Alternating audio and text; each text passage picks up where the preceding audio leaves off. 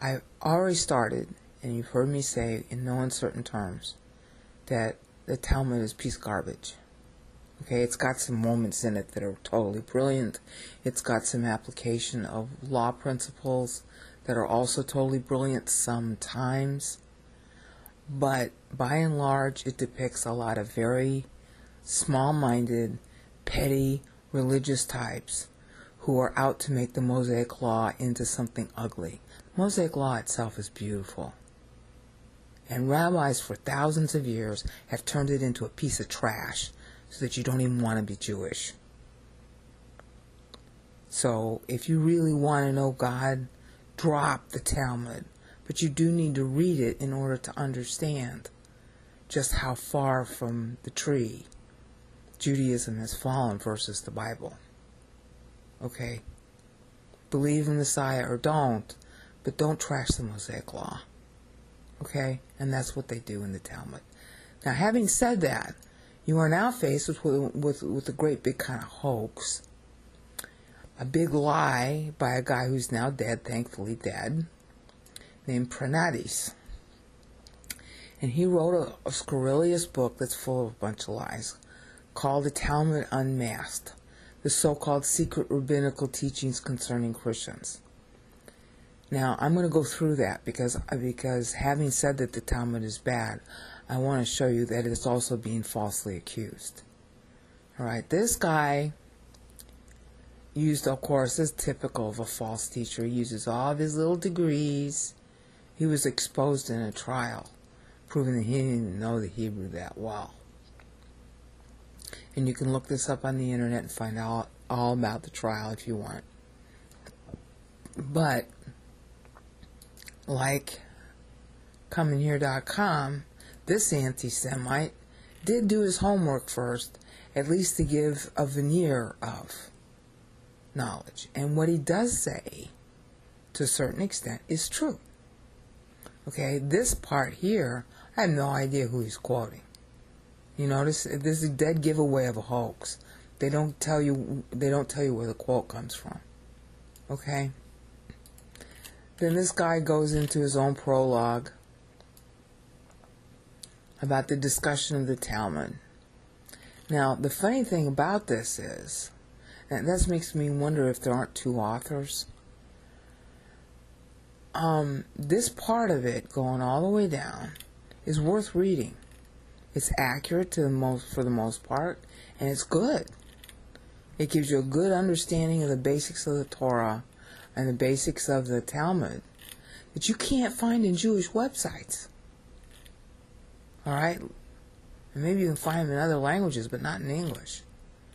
So this part of his historical explanation of how the Talmud came to be and what it is, and he talks about Maimonides and all this, up to, let's see, up to about here. It's pretty decent. Okay, now he makes some claims that are going to be hard to prove. This is how you tell a lie effectively. You mix the lie with the truth, and you have a little bit of lie and a lot of truth, and then the part that's the lie gets to slip in.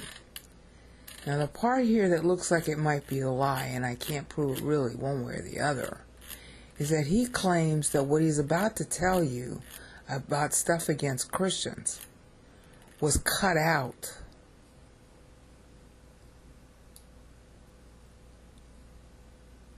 Was cut out of the Talmud. Okay? He talks about this guy Caro, and he makes his mark, and of course that's after Maimonides, who lived in the 12th century. Okay? See right here. And he talks about this, and it's reasonably accurate, okay? But then he starts to introduce his lies. Now, he starts it very slowly, okay? When he talks about this book being an obligatory law code for the Jews, well, it's kind of outdated, okay?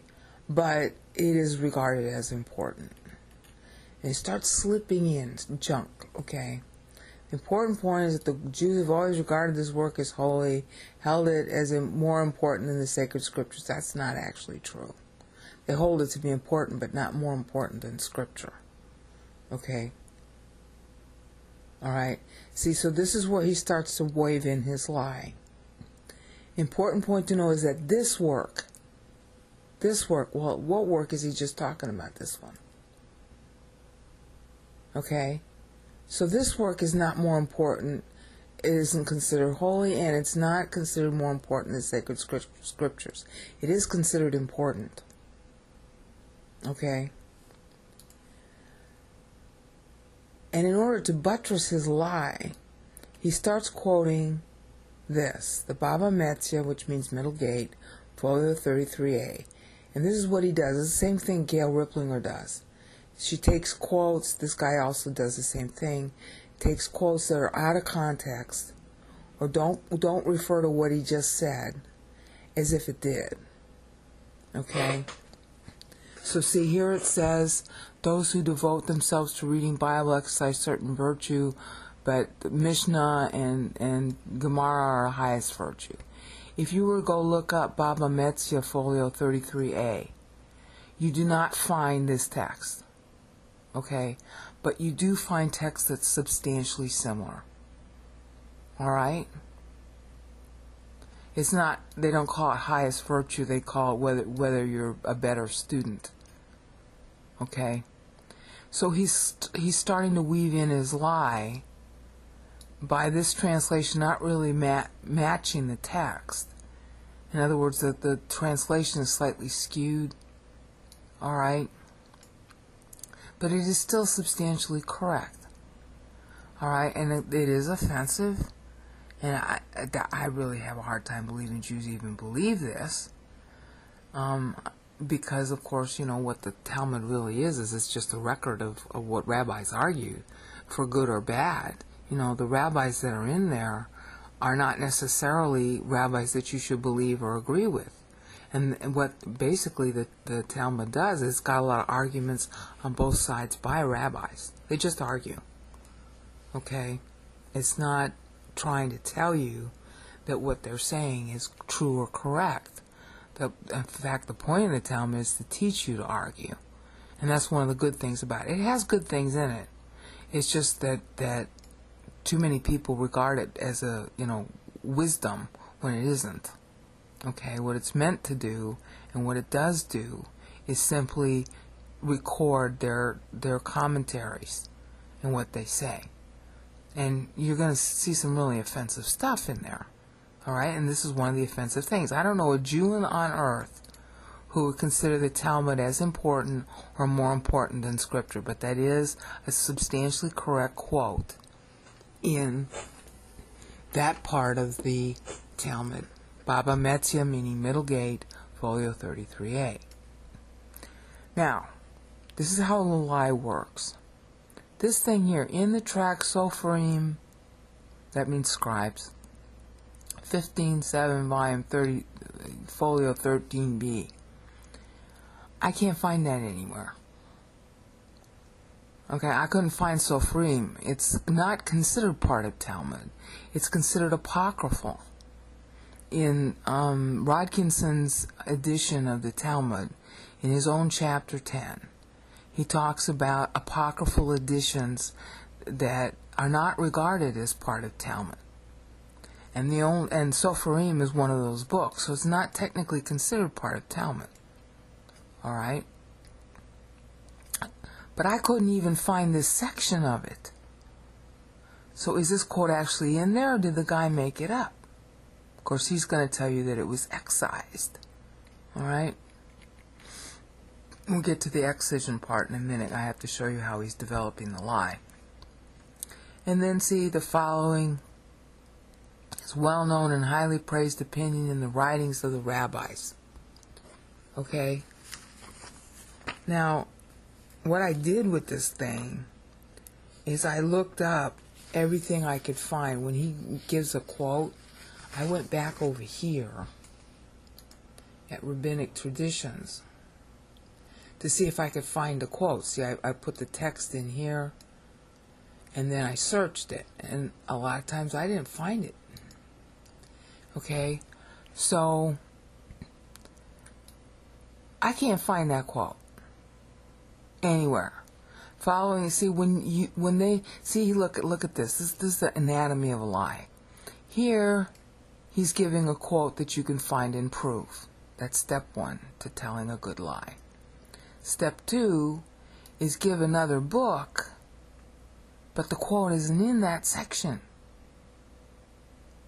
Okay? Or if it is, honey, it isn't commonly known. So you have to ask yourself, is it even valid? And the book that he's quoting, unlike Baba Metzia, which is part of Talmud, this is not part of Talmud. It's considered apocryphal. Alright?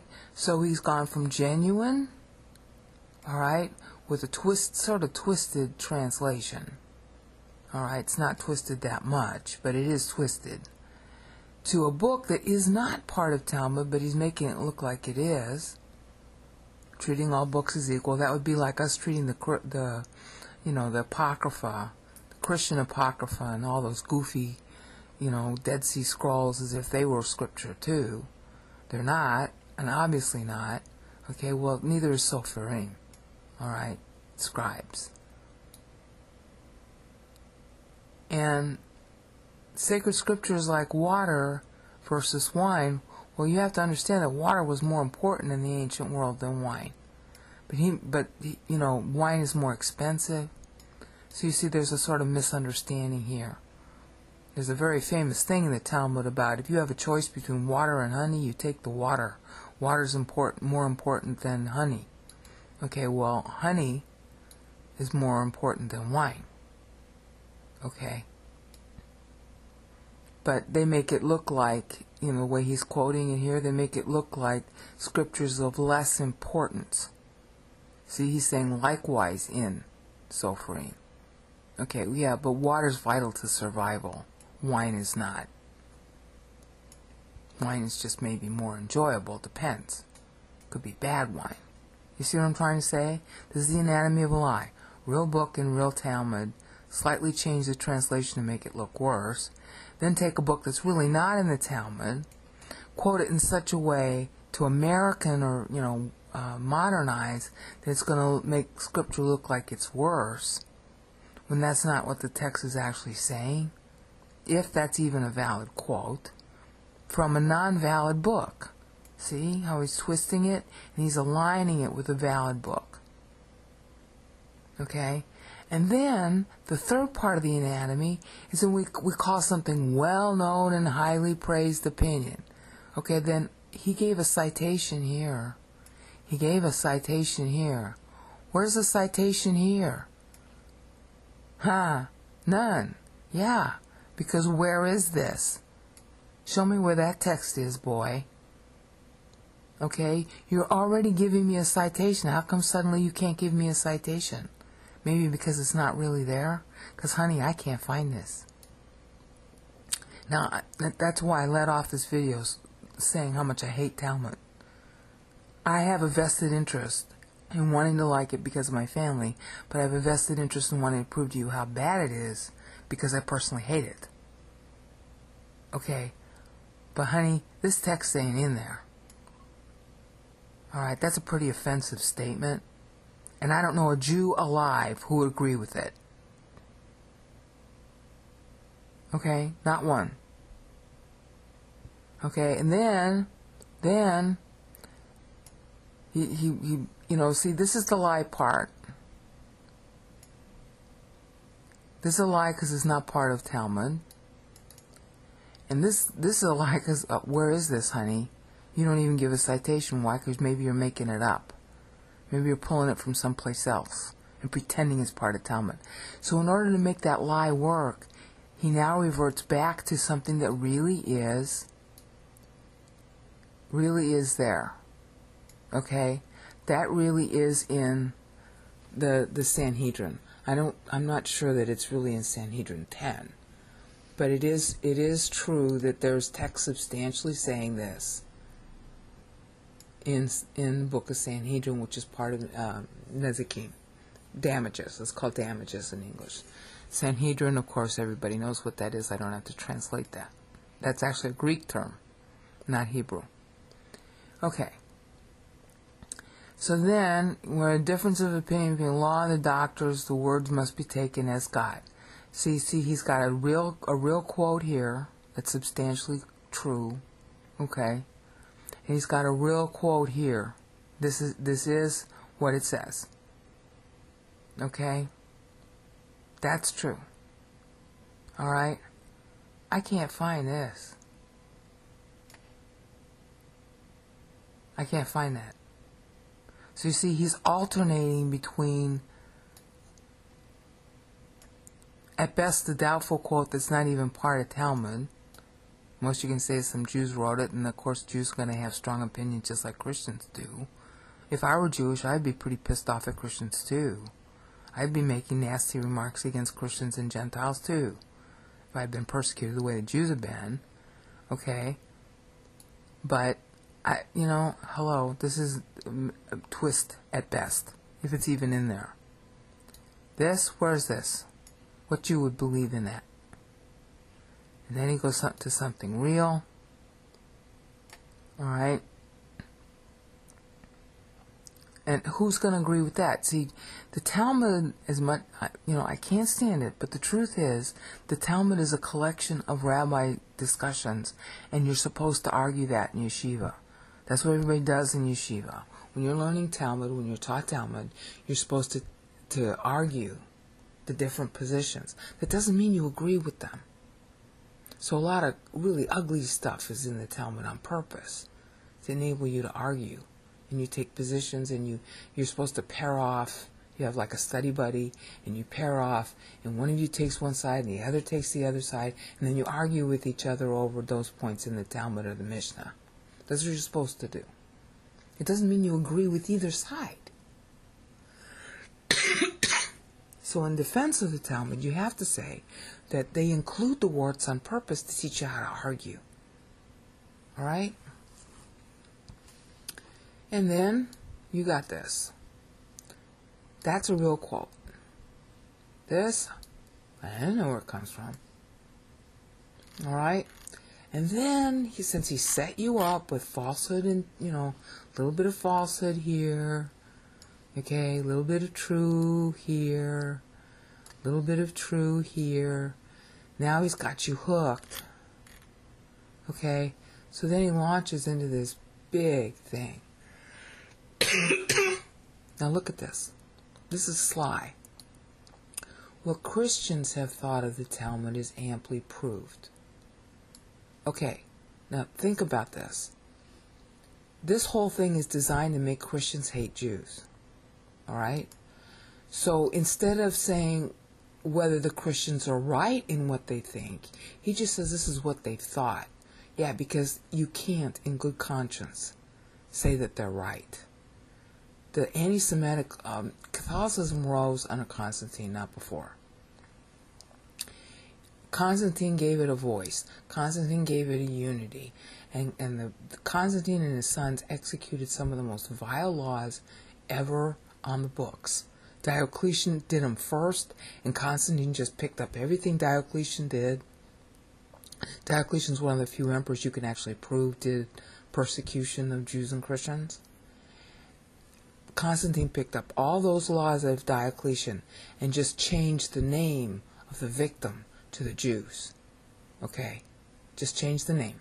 And all the Christians that they didn't like. So if you're a Christian that Constantine's people didn't like, or you were a Jew, you were deprived of your property, you were deprived of rights, you were maximally sort of, what you want to call it, encouraged to do something wrong so they could justify torturing you.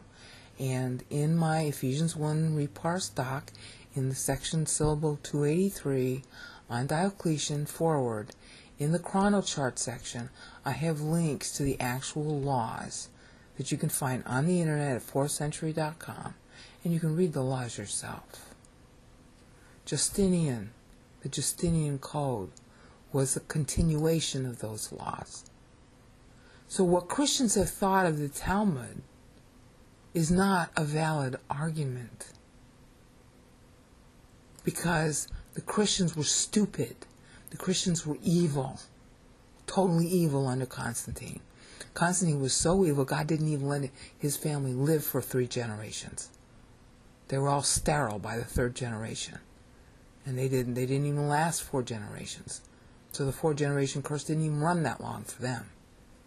Totally evil, complete evil was Constantine and his kids. And you can prove it yourself. Like I said, just go look up those links in the chrono chart, because I documented this all over the internet. Their laws and what they said and what they did. It's all in there from sources unrelated to me. Okay, well, Justinian continued that to the Justinian Code, and he was having a problem in his marriage and with his family. It's kind of a long thing to relate, but he forbade the spread of Talmudic books.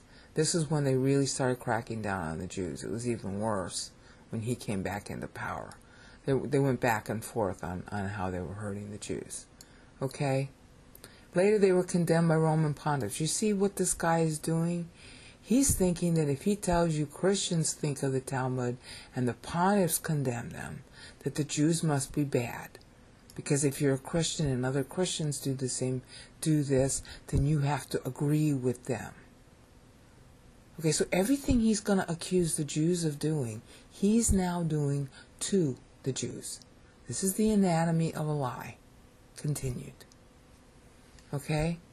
And of course they did persecute the Jews. So hello, by the beginning of the 16th century, when the peace of church was all blah, blah, blah, okay, the Jews had a little spot of freedom, and they distributed the Talmud. People started to be interested in the Bible in the 1500s. And when people are interested in the Bible, they're interested in protecting the Jews. When they're disinterested in the Bible, they're interested in persecuting the Jews. That's a trend of history. You can plot it like a watch. Okay? It's distinctive. It runs in about 200-year cycles. Okay? And again, all that's in Ephesians 1, Read, Parse, Doc, the chrono chart section. You can check it yourself. Or you can get the Bible the Atlas of Bible and Christianity, edited by Tim Dowley. I think it's at Amazon for about $15. I think my copy's in late 1960, early 1970. There might be a later edition out. It plots the pogroms in a map by time and country, so you can see it. It does other things that are really valuable, but I've never seen any other source that did such a great job of showing the pogroms by time and country as that book. So, you find out that at the beginning of the 15th century, if you read Christopher DeHamel's The Bible, History of the book, The History of the Bible, which is also available at Amazon, I think for $50 when I bought my copy. When you read that, you find out that in the 1500s, people started to want to know what the Bible actually said. They wanted it to be more readable, and of course that happened because of who? Gutenberg. Okay, for the first time in history, highlighted in blue, which of course gave birth to the Reformation. Alright? People want to know what the Bible said. Okay, so yeah, the Jews could distribute the Talmud openly because everybody wanted to protect it. Not everybody, but a lot of people wanted to protect the Jews because, hello, the Old Testament's in Hebrew. And they wanted to compare their Latin, which they knew was wrong, to the Hebrew. Okay, so that protected the Jews. See, it was published in 1520. Alright? And you know what happened 3 years before that? Luther, anti-Semitic Luther of all things, okay, posted his 95 Theses. So you see, the Jews got some protection due to the Reformation. Alright? And then, of course, you have the reaction. I forget what they call that there's a special name for the reaction of the Roman Catholic Church to it. Okay? And so he claims here, and I can't prove it, that the Jews began to expunge parts of the Talmud that was published at Basel. Okay, now, let's look at that for a minute. This is key to his argument. let's pretend for the sake of argument that what he says here is true, although I can't prove it at all. What I can prove is that he's making up stories. All right? But pretend he's not making up a story here. Pretend this is one of the true bits, because this part's all true. It's just the way he's slanting the text in order to make you think, well, if Christians approved it, if Christians didn't like the Talmud must be dislikable. Yeah, it's dislikable, but it has nothing to do with what the Christians wanted. The Christians were more dislikable. All right? But let's pretend that the Talmud had all these scurrilous things in it that we're going to see later on. I'm at 45 minutes, and I'll have to maybe do it in a later video. But pretending that the Talmud had that bad stuff in it, why not? I'm serious. Think about that. If you had been persecuted for 3,000 years, and especially were persecuted for 1,500 years after Christ died, when the Bible explicitly says, protect the Jews in Genesis 12, 15, and 17, which Christians allege to believe in, wouldn't your rabbis, making their commentaries over 1,500 years, wouldn't there be at least a few nasty comments about Christians in it? I mean, do you know how many nasty comments about Christians are in Roman writings? Tacitus, famous Roman historian of the time, I want to say he wrote about 120 AD. He makes some really nasty remarks about Christians. So do other Roman historians. There's an exchange of letters between Pliny and Titus that says, well, do I kill these Christians or not? I think it's Pliny. I might be mistaking him for somebody else. But it was him and Titus. And it's like, okay, do I kill these people or what? All right? There are nasty remarks made about Christians in all kinds of literature during that period. All right, so why should the Talmud be special? It's just a collection of what rabbis said that the Jews wanted to preserve. And they preserve a lot of things in there that are, they even preserve a conversation between two rabbis who are walking on a road, and one of the rabbis steals bread from a shepherd. And then when they get to town, the other rabbi steals food from the town. And then they argue with each other about who is the worst criminal. Well, if they're going to preserve that, why shouldn't they preserve anti-Christian remarks? Why not? That's what I call honesty, okay? Wouldn't you call that honesty if they didn't hide the warts? That's one of the things that's nice about our original scripture manuscripts is all the warts are there. We can tell how difficult it was to preserve scripture. Okay, so that's my first point of departure here. Is what if the Talmud did contain what this guy's going to allege? A lot of anti-Christian remarks. Nasty remarks. Well, wouldn't you expect that? Okay, and if they're now getting into a thaw with the Christians, why wouldn't they remove those remarks? Wouldn't you expect that? If you wrote a letter to your mother when you were ticked off at her, and you wrote a lot of nasty stuff, afterwards, when you weren't ticked off anymore, you would either cut out, if you wanted to preserve the letter, you would cut out the nasty bits, or you'd, really block them over with permanent markers so that they couldn't be read. So what? We're expecting the Jews to be gods? That they wouldn't have those remarks in there? To me, that's not what makes the Talmud ugly. That makes it human. The Church Fathers, the same thing. God bless the Catholics. They didn't remove the warts from the Church Father writings. They preserved them entire. So you can see where, Irenaeus and Tertullian are being jackasses. And Origen is a complete idiot. He believed in reincarnation, hello. So he didn't know Hebrews 9. But they left that intact. They didn't expunge it to make him look better. God bless the Catholics for preserving everything intact. Okay, so maybe the Talmudic rabbis excised the text. in order to ensure their survival after 2,000 years, 1,500 years at least, of being pogromized, and they finally get a thaw due to the Reformation. Yeah, I'd make nice too, wouldn't you? So, see, this guy has built the lie. We already talked about how he misused the Talmud with fake Talmud, and then quotes that you can't even find. Doesn't even give a citation here. Big dead giveaways, making it up. All right, or is pulling it from some other part that he doesn't want to tell you where it comes from. Then he builds this argument about what Christians have thought, as if that's relevant, as if Christians thought this of the Talmud, then it must be true that it's bad. No, it's true that it's bad about the Christians, though. Okay? That's part of his lie, too. And then he gets to another thing. See, he's telling the truth, but he's spinning it. Then he gets here to another truth about the thaw, in order to set up the fact that he's claiming that there was an expunging that went on in the Talmud. And I'm saying, okay, pretend it did, which nobody can prove it happened. Okay?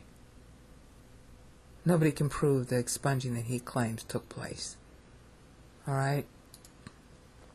Then he's talking about a synod, and they declare that nothing should annoy the Christians, blah, blah, blah. Really? Is that what it actually said? Prove it to me. This is just his statement that it's true. Well, I already caught him lying here. Okay? Well, not there. I caught him lying here because he won't give a citation. I caught him taking a book that's not a Talmud and claiming it is. I caught him lying there. I caught him misusing what Christians have thought, as if we're supposed to make the presumption that Christians are virtuous, when this is one of the most apostate periods in history. Okay? These people, all these people highlighted in blue, totally ugly, disgusting people. People you would be ashamed to call yourself a Christian if you knew them. Alright? Then we have our thaw. Okay, fine. But I've caught you lying already, so how do I know what you're saying here is true? And if it is, it's totally understandable that they would want to expunge it, because, you know what, they're tired of being persecuted. Alright? And then he says, oh, well, there were a few mutilations in Holland. How do I know? How do I check what you're saying, mister? Okay? And here's the thing that really gives it away. The latest device invented to deceive the censors. When you see people talk like this, and they don't back it up, okay, with proof, then the ones doing the deceiving, this is exactly the KJV, King James Only movement, they're leaders, they invent tactics like that. They're the ones deceiving you. They're the ones conspiring. They're the ones plotting. So what do? They accuse their victim of doing what they are doing. So this guy is saying a device invented to deceive the censors was to insert the word haya with the genuine text, as if to indicate the matter in question had its place there. What? Haya? That's the Hebrew word for to be. Okay? Haya doesn't necessarily mean was. Of course, this guy here, he will later go on trial for defaming the Jews and will be proven not to know any Hebrew. So that's what makes me wonder how come the rest of this is so competent. But it's still obviously a lie, okay? So, the latest device invented to deceive is being invented by the guy who's writing this. Haya, what? Haya can't deceive anybody. Doesn't mean anything. As if to indicate the matter in question once had its place there. What? By so doing, they only cleanse the outside of the cup. No, he's only cleansing the outside of his own cup. He's already proven he's a liar. Okay? For in many places they do show what they mean. Word gamata, even now. You know how common a phrase that is? It's in Daniel, for example. Daniel 9. I want to say it's Daniel 9:15. and maybe Daniel 9:13. Okay? And then, even to this day, that's another phrase in Daniel 9. Okay? I forget what verse it is. I want to say it starts off 9:7, and it's maybe in Daniel 9:15. He repeats it between Daniel 9:15 and 9:19. He says it more than once. Same thing here. Hazeh, this day. Okay? Well, do you know how many times that's going to be in any large block of Hebrew writing? Do you know how many times that's in Scripture? So how is that covering up anything? See? He figures he's hooked you into, oh, the Jews have expunged. So then he can say something incredible in the next part of the anatomy of lie. Say something totally meaningless and totally stupid. What if the word hayah was in the text? That's one of the most common verbs in any language to be. And even now and to this day, hello, do you know how common that is in Scripture? That's not a secret code, but see, he's trying to make it into a secret code. Why? Because he's trying to deceive you into becoming anti-Semitic and to not notice what else he's saying wrong. Okay? We must add a few remarks that other well-known book of the Jews called Zohar. Just because it's well-known doesn't mean it's believed. I would bet that 50% of the Jews out there hate the Talmud as much as I do.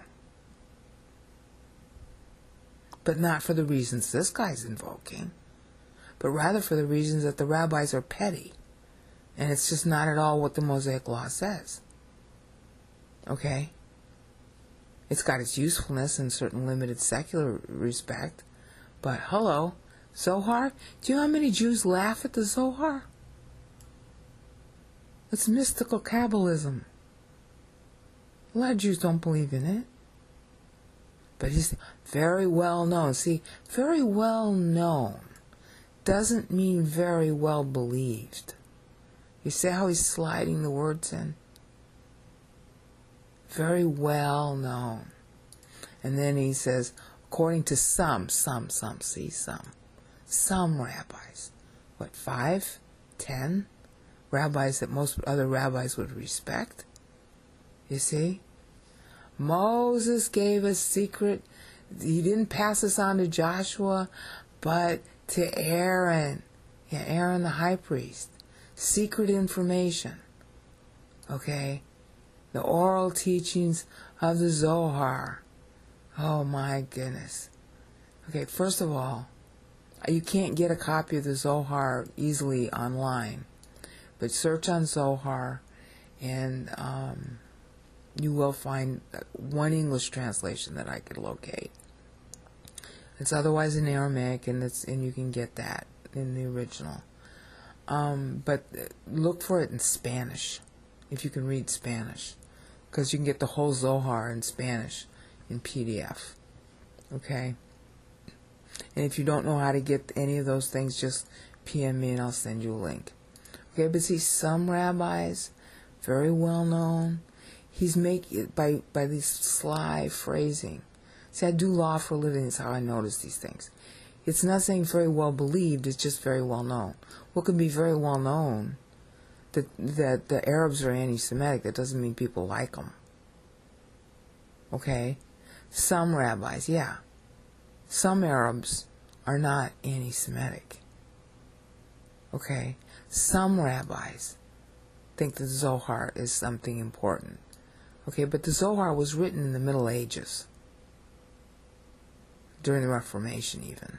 Somewhere between the Middle Ages and the Reformation. Okay? So what?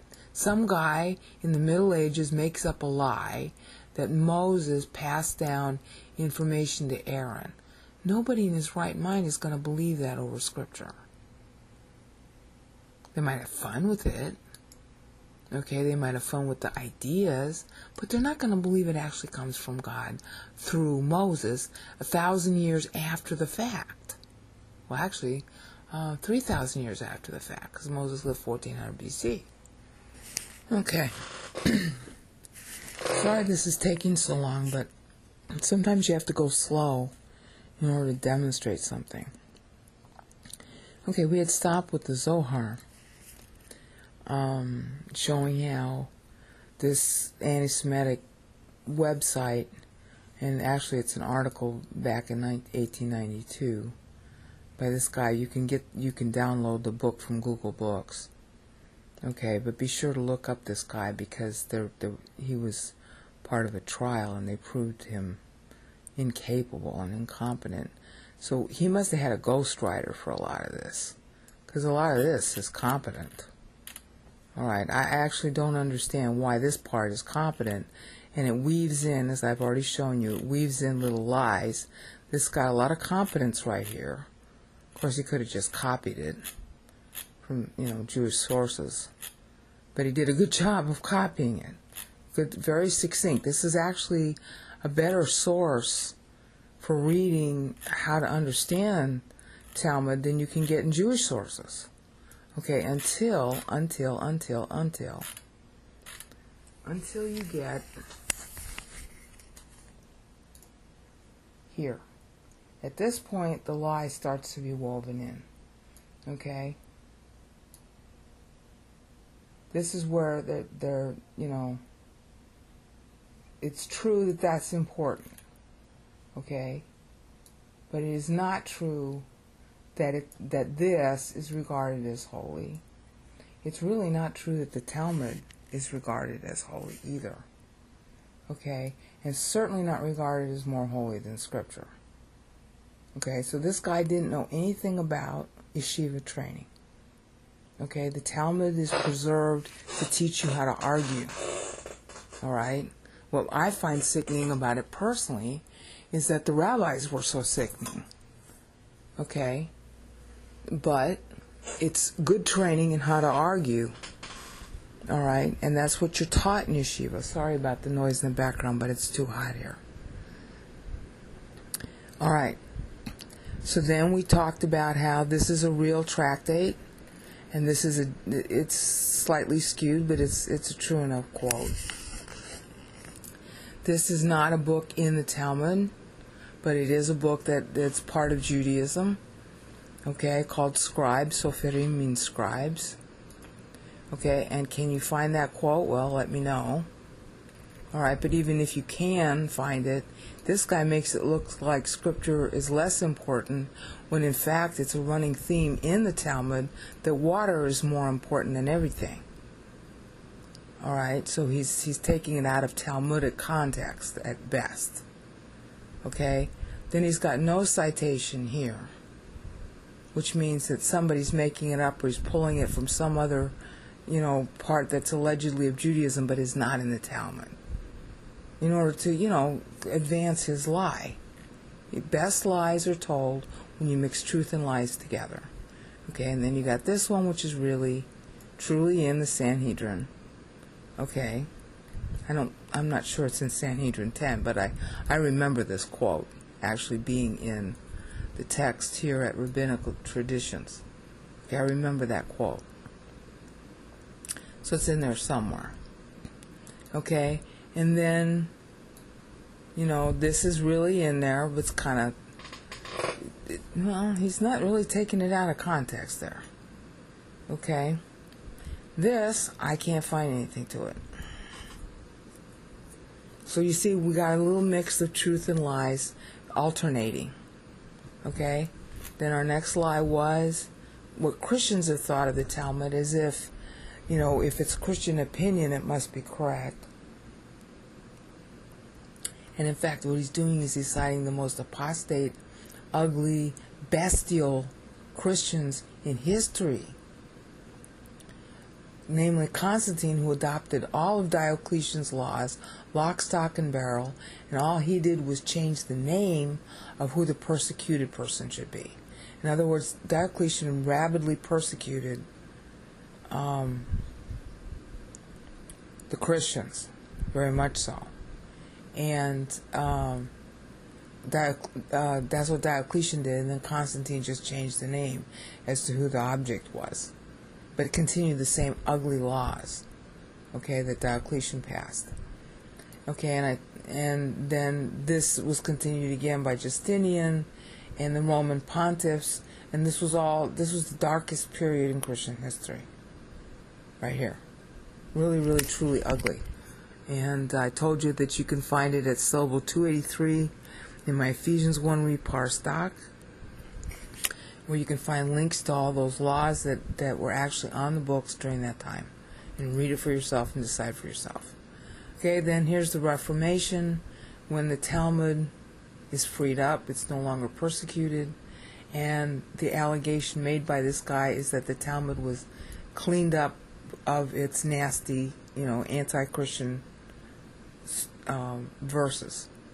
Okay, so what if they were really there? Honey, I would have made anti-Christian verses. Look at how I talk now. Okay, so Talmud was human if they had those verses in it, and if it didn't, if they expunged them, well, that's understandable too. But the trouble with this guy in his article is you can't prove they were ever there. How do you know he's not making it up? It's like that stupid, what do they call it? What's that stupid? The Khazars. That was all made up by Rasputin. Okay? The Khazars. That was all invented by Christians. So how do we know these allegedly expunged parts weren't made up by Christians? When you see what the church fathers have to say, you wouldn't put anything past them. They even malign the Apostle John and the Apostle James. The church fathers claim that James ran around inside the temple unwashed.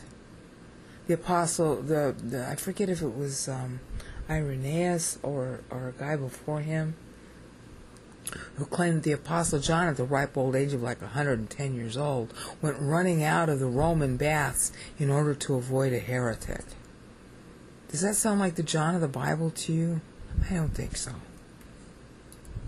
It's unbelievable. Church fathers, they didn't care anything about the truth. Okay, so why are we, so I would expect the Jews to have that same mindset.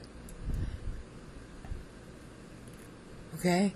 Synod at Poland, the rabbis decided that they declared that they don't want anything to annoy the Christians, so they're going to expunge. Okay, so they expunge. First of all, we can't prove that this actually happened. It's his claim that it happened. You see, once you make a claim that something is expunged, if you're making a conspiracy against the people, you can say that something was expunged, and then you can suddenly magically supply the text that was allegedly expunged, just like this thing. Because this guy's going to use that. The so-called Toledot Yeshu. Could have been written by a Jew who was ticked off at Christ. But it could have been written by Christians to make the Jews look bad. Won't be the first time. What do you think a lot of those fake gospels are? The gospel of Jesus, the gospel of Peter, the infancy gospel, the gospel of Thomas. That's all Mad Magazine satire on the Bible. Okay? That's trying to discredit. Alright, so how do you know this was actually written by a Jew? What if it was written by a Christian and make it look like it was written by a Jew? The letter of Aristeas was written probably by a Christian, making it look like it was written by a Jew. Or could have been written by a Jew to make it look like it was written by a Greek. Devious minds, okay? So, you don't know if this is true, but if they say that it's true, then they can insert stuff and then claim that it was expunged. See how clever that is? Alright? Oh, Jewish books were published with few mutilations. Were they few mutilations? Or were they somebody getting copies of the Talmud and making additions who wanted to expunge the Jews? You got that? Then when we last left off, the last video, the latest device was invented to deceive the censors. Yeah, the deceiver is the guy writing this piece. Okay? Because inserting Haya into the text is not a code word. That doesn't indicate the matter in question once had its place there. What matter? Was? That doesn't mean anything. Okay? And the guy that is only cleaning the outside of his cup is the writer of this article, who's dead now, thank God. Okay? For in many places, they do show what they mean. See, this is like Gail Riplinger conspiracy theory. XGR. Okay? Gamma. Very common phrase in Daniel 9. Okay, so where's the secret code there? How does even now become secret code of expunged text against the Christians? Okay? This law obliges? No, even now means, yeah, the law, whatever they're talking about in context, but then there's nothing hidden. Even now doesn't reveal anything. Okay? And Hazeh, even to this day. Okay? It's not transliterated well. That's a common phrase in Daniel 9. He says this, I want to say, at least 2 times, probably 3 or 4 times. And he says this several times in Daniel 9, which means it's all over the Bible. And Hayah, that's one of the first names for God. Hello. So what secret device is this covering up what used to be anti-Christian text? Well, I tell you, it will go right over the Jew's head. All right? And then we had finally finished with Zohar. See, very well-known book of the Jews. Very well-known doesn't mean very well believed. Okay? Zohar, which is kind of a goofball set of texts that a guy wrote about in the Middle Ages, 3,000 years after Moses was born. So nobody is going to believe that it actually came from Moses. See, according to some rabbis. Okay, rabbis are like other people. We're all human. Some rabbis are nuts. And some rabbis are sane. No sane rabbi will believe that the Zohar was from Moses, because the text didn't even exist until what, the 1400s, 1300s, 1400s, 1500s AD. It didn't even exist. People know who wrote it. And one Moses. And he didn't give it in secret knowledge to Aaron and then to Eleazar and so on. If that had actually been done, there would have been a reference to it in the Old Testament. See, one of the lies, when you know a book is fake and pretends to be Bible, one of the ways you prove it lies is it's always saying that it's secret information. He didn't pass it on. See, the fake book of Enoch says it's secret knowledge. Secret knowledge about how many days there are in a year and how many planets and the fact that they circle the sun. And basic compound things that you'd know anybody would have known in those days about certain basic sciences and hybridization and stuff like that. That's supposed to be secret knowledge in the book of Enoch. Not to mention the book of Jasher, which makes fun of every Old Testament believer, especially Abraham and Daniel. Secret knowledge and making fun of Old Testament believers. Fake Bible books do that. Okay? So you know right away this is fake. It's just as stupid as a book of Jubilees. Book of Jubilees is made by somebody who doesn't even know how to count. He couldn't account time properly. He didn't know the Bible. And of course Josephus is using the book of Jubilees accounting. So Josephus couldn't count. So what? Zohar, everybody knows it's a big fake. But he's got to make it look good, because he's going to take some quotes, allegedly, out of the book of Zohar, which I can't find, but we'll get to that, that vilify Christ. So he's got to build up the book of Zohar, and part of the anatomy of a lie. He's got to build it up with very well known rather than very well respected. And some rabbis, see, some, so that he can make his later scurrilous remark that allegedly comes from the book of Zohar, which really isn't there, to make it believable. Okay? So then we got the author, Jochai, okay, for Zohar. See?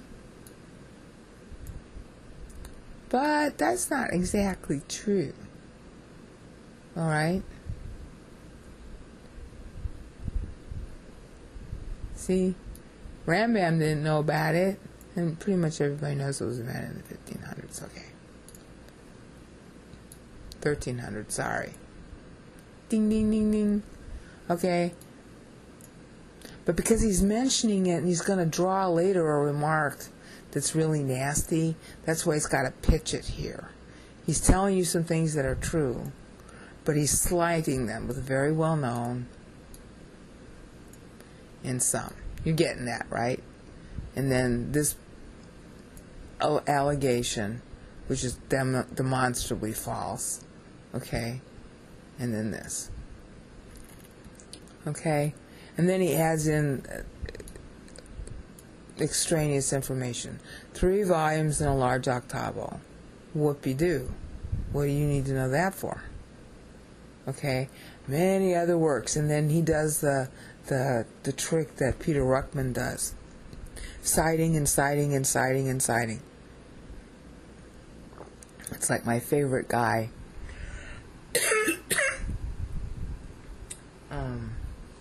Who did the song about Nikolai Ivanovich Lobachevsky is his name. Oi!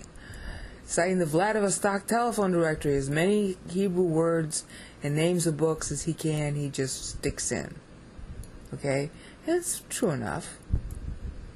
But he's trying to make you feel like he knows what he's talking about when he does this. Okay? But it's the thing that's good about this bad piece of paper, this bad website, is that you can go to Jewish websites and you don't find the information summarized so well. So you just learn to find the lie bits. Okay? You learn to find the twisted text and you just throw out the bones. Like that. And that. And the lies we covered earlier. Okay? Like the misuse of a book that's not even the misuse of this here, even though it's true. The false quote here, because there's no citation. You learn to throw out the bits and just absorb the true information, or reasonably true. Okay, it's a good summary. That's the ironic thing about this, is I'm using an anti-Semitic site to get actually good summary data that I can't find in Jewish websites. I can't find it here. I can't find a summary this good here. This website is the easiest to search on the Talmud, but otherwise it's kind of difficult to get information out of it, and this is kind of difficult too. And I'm only coming to these after having given up on trying to get it from Jewish Encyclopedia and elsewhere. You just can't get it this well presented and summarized as you can right here. So you throw out the bones. Okay, then the next segment, because I'm coughing too much, in the next segment we'll go into him launching into his lie full scale.